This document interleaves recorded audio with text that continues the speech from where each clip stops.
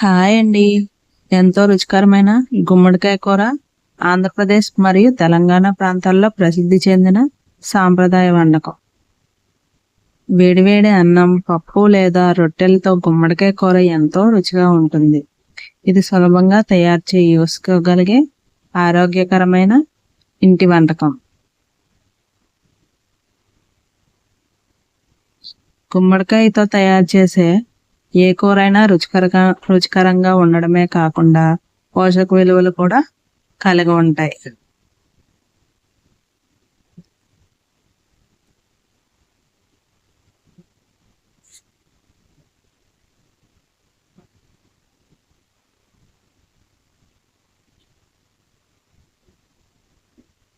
ముందుగా ఒక గుమ్మడికాయని తీసుకొని దాన్ని శుభ్రంగా కడుక్కొని మజ్జిగ కట్ చేసుకొని దాని లోపల ఉన్న పీచు భాగాన్ని పిక్కల్ని సపరేట్ చేసుకోవాలి.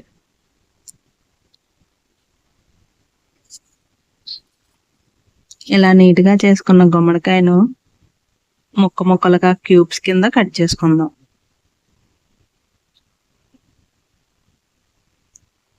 ఇప్పుడు ఒక గిన్నెలో 2 టేబుల్ స్పూన్ల వరిపిండి వేసుకొని కొద్దిగా వాటర్ వేసుకొని బాగా మిక్స్ చేసుకొని పక్కన పెట్టుకుందాం.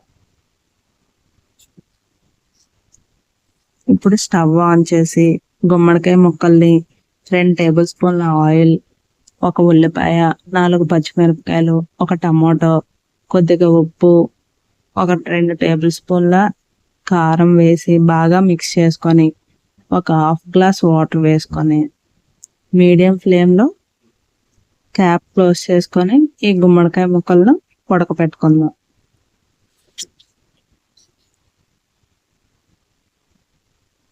ఒక 20 మినిట్స్ అయిన తర్వాత మధ్యలో ఒకసారి కలుపుకొని చెక్ చేసుకుందాం ముక్కలు ఉడికాయా లేదా అనేది.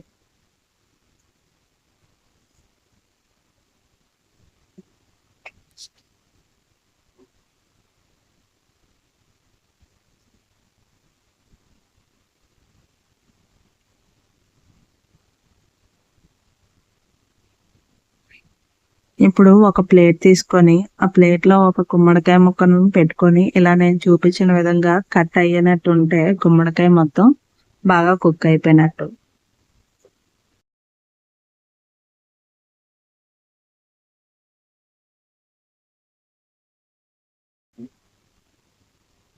ఇందులోనే 2 టేబుల్ స్పూన్ల బెల్లం వేసి బాగా కలుపుకుందాం. ఇప్పుడు మనం సిద్ధం చేసుకున్నటువంటి వరిపిండి వాటర్ని వేసుకొని ఒక 2 to 5 మినిట్స్ వరకు కుక్ చేసుకుందాం లో ఫ్లేమ్లో.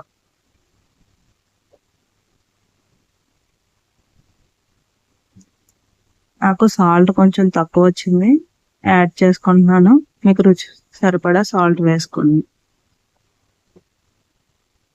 ఇప్పుడు వేరే కడాయి పెట్టుకొని ఒక 6 స్పూన్ల నూనె వేసుకొని ఇందులో పోపు దినుసులు, జీలకర్ర పోపు దినుసులు వేసుకొని తర్వాత 4 స్పూన్లు శనగపప్పు, 1 స్పూన్ మినపప్పు, కొద్దిగా అల్లం వెల్లుల్లి దంచింది 2 స్పూన్లు, ఒక 5 ఎండుమిరపకాయలు, కొద్దిగా కరివేపాకు వేసి బాగా ఫ్రై చేసుకున్న తర్వాత మనం ఉడికించి పెట్టుకున్నటువంటి గుమ్మడికాయ కూరలో వేసి బాగా కలిపేసుకోవడమే. అంతే అండి, ఎంతో సింపుల్గా చేసుకునే వంట గుమ్మడికాయ కర్రీ. చాలా అంటే చాలా సింపుల్గా అండ్ క్విక్గా కూడా తయారైపోతుంది. Thank you so much for watching.